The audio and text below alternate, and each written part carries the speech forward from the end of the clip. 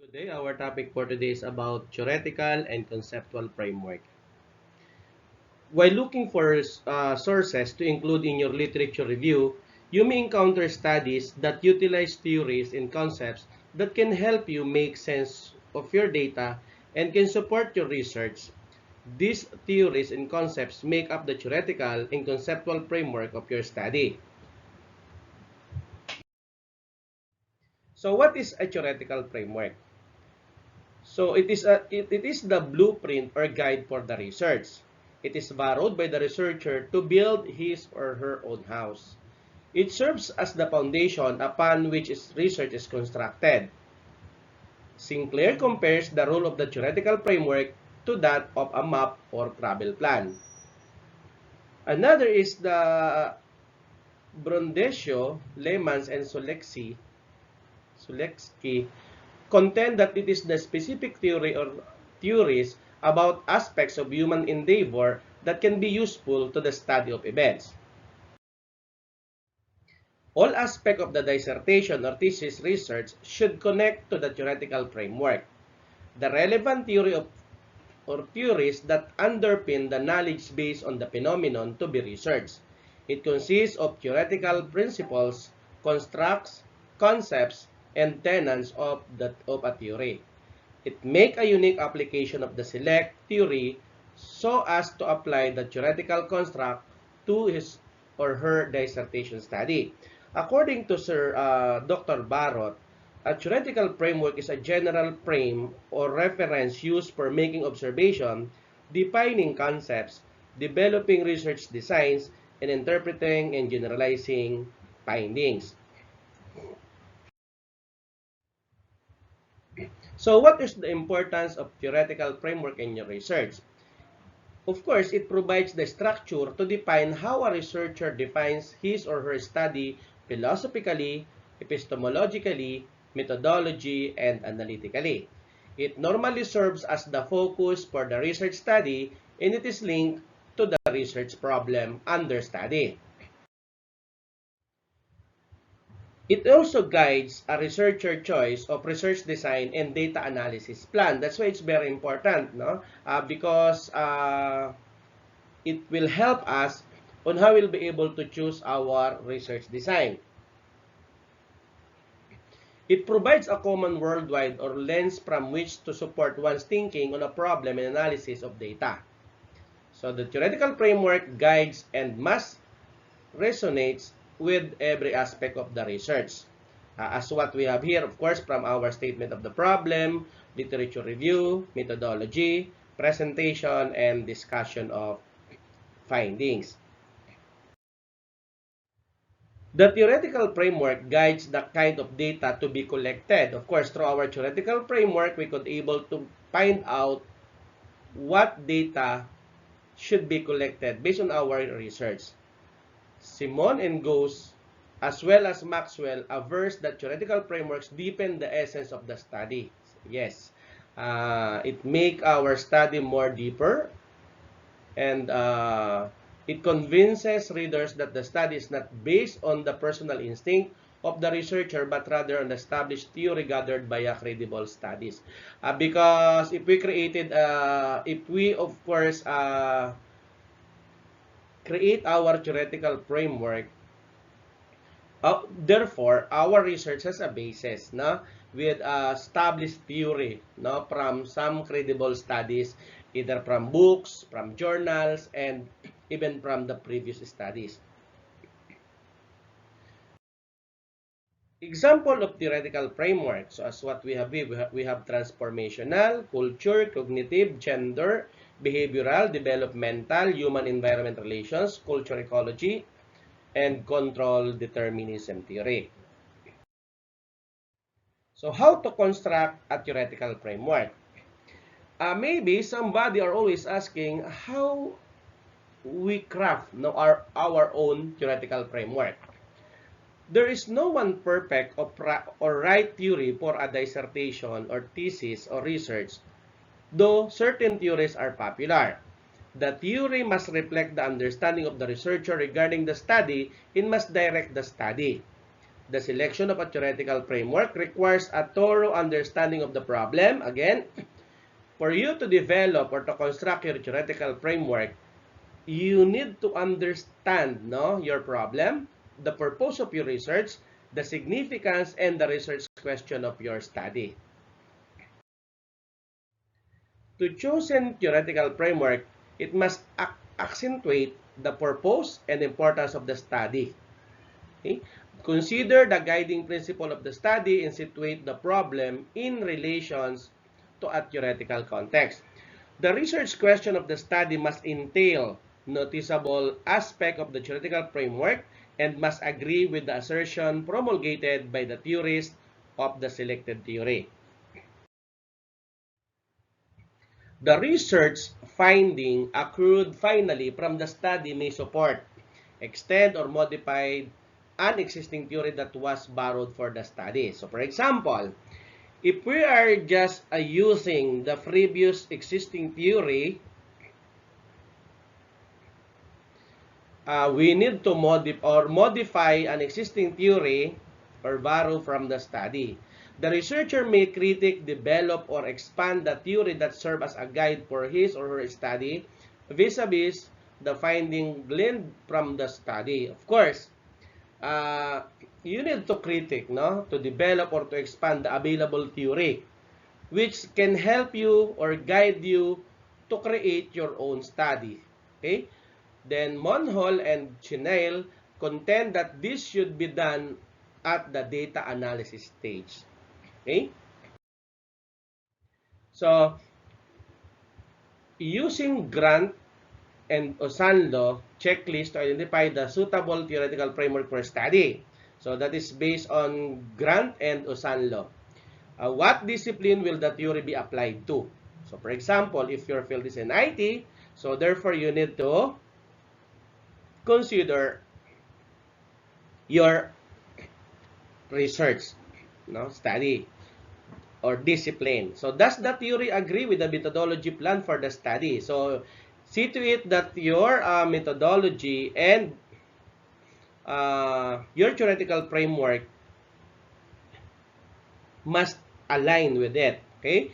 Is the theory to be selected will develop with many theoretical constructs and have a specific concept or theoretical principle as selected to meet the objective of the study. So we need to consider also our objective of the study in crafting our theoretical framework. Does the problem of the study, the purpose and importance of the study correlates with the theoretical framework? So you need to look into the correlations of your theoretical framework into your purpose of and importance of the study. Can the theory be used hand in hand with the research question for the study? So, does the theoretical framework inform the literature review? So, as much as possible, again, it is always advisable to each and everyone that we need to read a lot of literature review, We need to do a literature review, as many as you can. Okay? Does the data analysis plan agrees with the selected theoretical framework? So again, data analysis must be considered with the selected theoretical framework. Does the theoretical framework undergirds the conclusion and recommendation based on the data analysis? So, but this time, how to construct a theoretical framework based on Simon and Gauss. They suggested some points that can help articulate the theory for an informed research. And it follows. The main concern for inquiry in the research. So what will be the main concern? So therefore, this will be an idea for you to construct the theoretical framework. The key variables in the research must be included to your theoretical framework. Again, as I mentioned earlier, read and review current related literature on the topic using keyword search. So, as much as possible, review as many as you can. List the construct and variables that might be relevant for the study. And consider how the variables are related to the theory. Revise the search and add the word theory to the keywords to find the theories and theorists most in line with that. Be with the thinking of the researcher. Discuss the propositions of each theory and highlight its relevance to the research. Okay, so you just discuss the theory and highlight its relevance to your research. Consider alternative theories that challenges the perspective of the researchers. For those who are maybe expert no in research, you may consider alternative theories no and challenges. Consider the limitations associated with the selected theory which the problem to be investigated can help address or provide a logic explanations. Where to place theoretical framework in a thesis? The study must select and clarify a theoretical framework from the time the dissertation or thesis topic is initially conceptualized. Stone's researcher professed that the researcher choice of a theory must be stated explicitly early in the writing of the thesis or dissertation. Mertens argues that the theoretical framework influences every decision made by the researcher in the carrying out of the research. So, selecting your theoretical framework based on Dr. Barrot. Number one, understand the variables included in your study as well as their relationship with one another. Okay? Same as what previous discussion that we need to consider our variables. We need to understand it well. And we need to consider the relationship of your variables with one another. Again, review the existing literature related to your research topic. Again and again. Use the information that you have gathered from the literature. Look for possible theories that may potentially account for the expected results of your research topic. From this theory, select the one that is most relevant to your study and can provide a blueprint for your research. For example, you gathered a lot of theories related to your research design or research topic. What you're going to do is just to select one of the most relevant to your study. Now, what is conceptual framework? Conceptual framework is a structure which the researcher believes could best explain the natural progression of the phenomenon to be studied. It offers a logical structure of connected concepts that help provide a picture or visual display of how ideas in a study relate to one another. So, again, there are some logical structure and connect concepts from one another to display a picture or visual. Okay? It assists the researcher for specify and define the concept within the problem of the study. It represents an integrated way of looking at the problem under the study. It is seen as an outline of courses of action or preferred approach to a thought to be carried out in a research. Miles and Hoberman opine that conceptual framework can be graphical or in narrative form, showing the key variables or construct to be studied and the presumed relationship between them. But most commonly, as I observed no during my research uh, review, especially literature review, I always encountered a graphical form no of a conceptual framework. According to Dr. Barrot, conceptual framework refers to a system of ideas, beliefs, assumptions, and theories that inform and support and cater specifically to your study.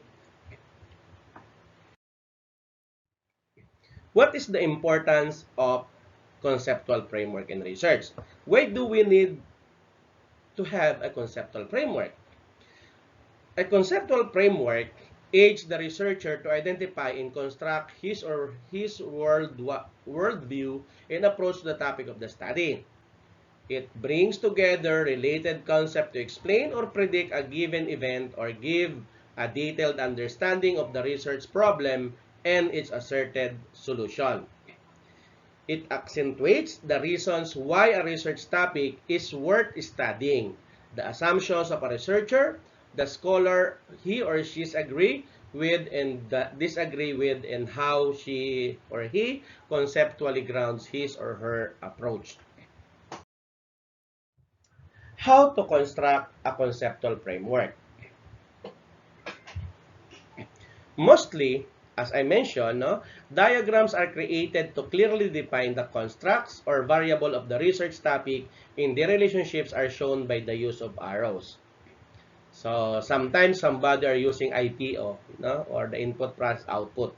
Researchers are at liberty to adapt existing frameworks. Again, we are allowed to use an existing frameworks, but have to modify it to suit the nature of the context of the research as well as the nature of their research question. Because sometimes, if we adopted an available conceptual framework, sometimes there are certain, for example, variables that is not fitted with our proposal or with our research studies. So therefore, we need to modify. Fishers adds that a good conceptual framework must also be expressed in writing for it to be understood clearly. So instead of using a visual or a graphical form, it is also advisable based on Fisher to write your conceptual framework to be understood clearly. Based on Dr. Barrot, developing your conceptual framework, identify the key concept in your study by referring to your research question or objectives. Search for existing theories that incorporate the same concept and investigate the relationship with one another. Using the existing theories as a guide, plot your conceptual framework using a concept map. Okay? So, this will be another idea. In plotting your conceptual framework, Dr. Barrot suggested to use a concept map. In case that there are some concepts not covered by the selected theories, incorporated them into your framework. So, as what we discussed earlier, that we are allowed to modify. However, make sure that you are incorporating this concept into your framework because it is necessary for your paper. So, but we need to be aware that if we're going to modify and incorporate some additional concept, be sure that it is necessary and important to your research paper. After completing the initial draft of your conceptual framework, you write a narrative explanation of its concept and how each of them relates with one another. Again, there should be a basis for the relationship among the concept being incorporated. So, for example, you use a graphical or a visual or graphical form in crafting your conceptual framework. See to it that you should create a discussion or a narrative explanation of your concept which relates with one another at the bottom of your conceptual framework, graphical conceptual framework.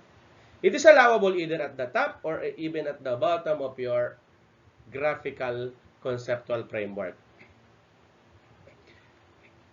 You need to check if the conceptual framework is aligned with your research question. Okay, so in designing your conceptual framework, you need to consider your research questions.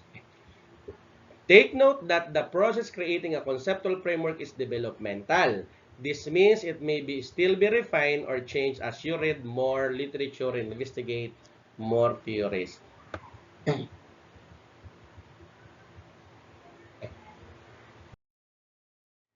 So, differences between theoretical framework and conceptual framework. Maybe somebody, oh my God, how do we differentiate the theoretical and conceptual framework? Again, theoretical framework is curled from an existing theory or theories in the literature that has already been tested and validated by others and is considered as an acceptable theory in the scholarly literature. Take note of it. Okay? An existing theory or theories in the literature or the past study and it has already tested and validated by others and considered as an acceptable theory in the scholarly literature. On the other hand, conceptual framework is the researcher's understanding of how the research problem will be explored. the specific direction the research will have to take, and the relationship between the different variables in the study. So it more focused on the relationship between the different variables in the study. While a whole theory may serve as one theoretical framework, a conceptual framework is carefully put together in the form of conceptual model and immediately applied to a particular study. Of course, theoretical framework is derived from a theory, while conceptual framework is derived from a concept. According to Dr. Barrot, theoretical and conceptual frameworks are represented in the visual in narrative forms to present information more clearly. The visual forms use this diagram in charts, while the narrative form utilizes paragraphs to explain the visual representation of the frameworks. Theoretical and conceptual framework possess similar characteristics. First, both of them provide a comprehensive understanding of a phenomenon. Second, they explain a theory that guides that study. And third, both of them justify your research methods and your assumption in your study. Fourth, theoretical and conceptual framework helps you refine your objectives, develop relevant research questions, choose the appropriate research methods, and identify possible threats to the validity of your data. And lastly, theoretical and conceptual frameworks guide you in exploring and interpreting your data.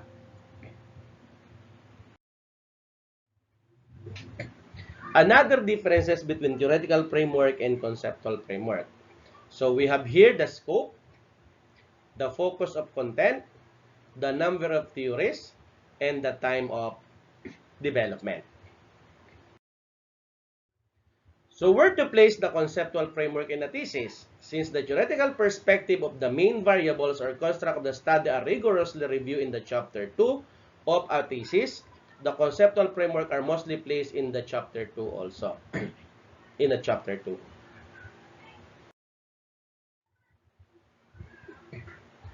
The culture theory. So, propounded by Milton, postulates that the views of an individual or matter are shaped by their social group and cultural practices. Understanding the value system of these practices of people can give practical insights and help environmentalists make intelligent decisions concerning the conservation and sustainability. So, it was propounded by German-American anthropologist posits that the emotional and behavioral patterns of man is formed and molded entirely by the culture. Cultural factors fully determine environmental activities. So as what we have here, so the cultural factors must be in a environment. So this will be the conservation of biodiversity in landscape continuum.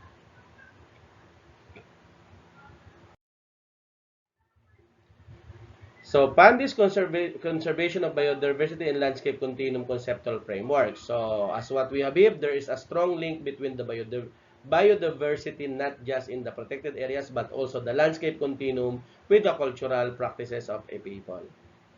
So, and so on. So, sample conceptual framework for the of the study. So, as you can see here, as what we discussed earlier, we use an arrow to link with one another. So, we have here the Asante cultural and artistic practices have a strong relationship with the usage of Ghana's biodiversity. So, this will be our references, of course. Because of their similarities, no, theoretical and conceptual framework are sometimes used interchangeably. However, they actually differ from each other in certain aspects. A theoretical framework is broader in scope, and it is derived from other theories in a certain field of study. In contrast, a conceptual framework is narrower in scope and uses concepts specific to the study itself, especially those that are mentioned in your research questions and objectives. The conceptual framework also shows how these concepts can guide your analysis. Another distinction between the theoretical framework and the conceptual framework is the number of theories which they feature. While a theoretical framework presents one theory at a time, a conceptual framework may synthesize one or more theories. So, this will be our additional references. Thank you and good afternoon, good day everyone. God bless. Enjoy doing research.